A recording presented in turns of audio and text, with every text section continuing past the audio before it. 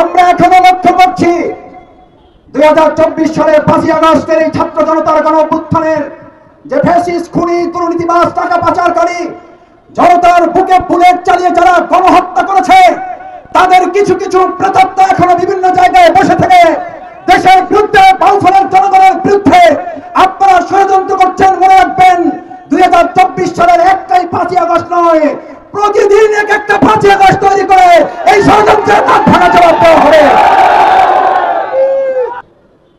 আমাদের ছাত্র জনতার গণ আন্দোলনে একটার পর একটা ট্রাম্প কার্ড ব্যবহার করেছে স্বৈরাচারী খুনি শেখ হাসিনা। এবং সবচেয়ে মজার এবং ন্যাক্কারজনক ঘটনা হচ্ছে, আন্দোলনকে যখন দমন করতে ব্যর্থ হলো তার মাথায় তো ভালো জিনিস তো না।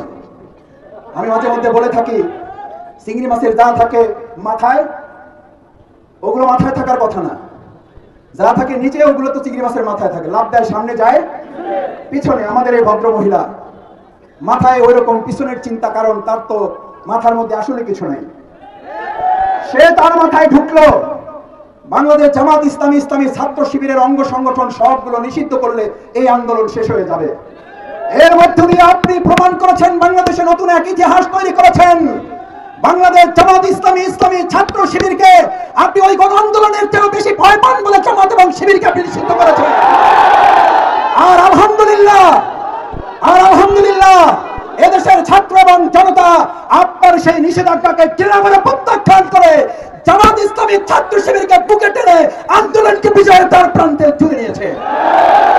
আপনি দুই দিকে পরাজিত হয়েছেন, এক আদর্শিকভাবে আমাদের কাছে, দুই রাজনৈতিকভাবে ছাত্র জনতার গণ আন্দোলনের কাছে।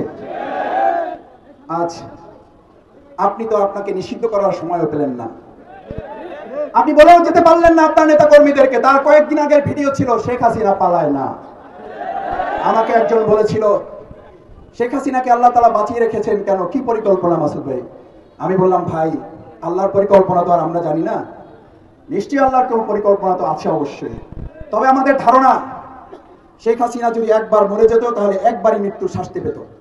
আল্লাহ তাকে বাঁচিয়ে রেখেছেন, এই জন্য আজকের এই সম্মেলন দেখবে আর প্রতি সেকেন্ডে একবার করে মৃত্যুর মুখে সে পতিত হবে। আমাদের এই পাবলিক ফিল্ডে গত 15.5 বছরে একবার তারা নারে তাকবীর আল্লাহু আকবারের স্লোগানের কোনো প্রোগ্রাম তারা করতে দেয় নাই। আজ প্রাণ ভরে আমরা তাকবীর তুলতে চাই, আল্লাহু আকবার, আল্লাহু আকবার, আল্লাহু আকবার। আমাদের এক একটা ধ্বনি তার বুকে এক একটা বুলেটের মতো করে বিদ্যে আর এক একবার সে মৃত্যুর মুখে পতিত হবে। এটা হচ্ছে আপনার জন্য আমাদের মৃদু প্রতিশোধ। আর সবচেয়ে বড় প্রতিশোধ জনগণ এবং আইন আপনাকে দিবে ইনশাআল্লাহ। কারণ ছাত্র এবং জনতা বলে দিয়েছে শেখ হাসিনা এবং তার দোসরদের বিচার কার্যকর না হওয়া পর্যন্ত এই আন্দোলন, এই আওয়ামী লীগ আর বাংলাদেশে তারা তাদের কার্যক্রম চালাতে পারবে না। এটা দেশের জনগণের সিদ্ধান্ত। সুতরাং আপনি আমাদেরকে নিষিদ্ধ করেছিলেন আপনার ক্ষমতা বলে, আর আপনি নিষিদ্ধ হয়েছেন জনগণের ক্ষমতা বলে। যদি আপনার সাহস থাকে এবার আপনি বাংলাদেশে আপনার ক্ষমতার প্রয়োগ করেন। আমরা শুনেছি বিভিন্ন জায়গায় বসে আপনি এখনো ষড়যন্ত্র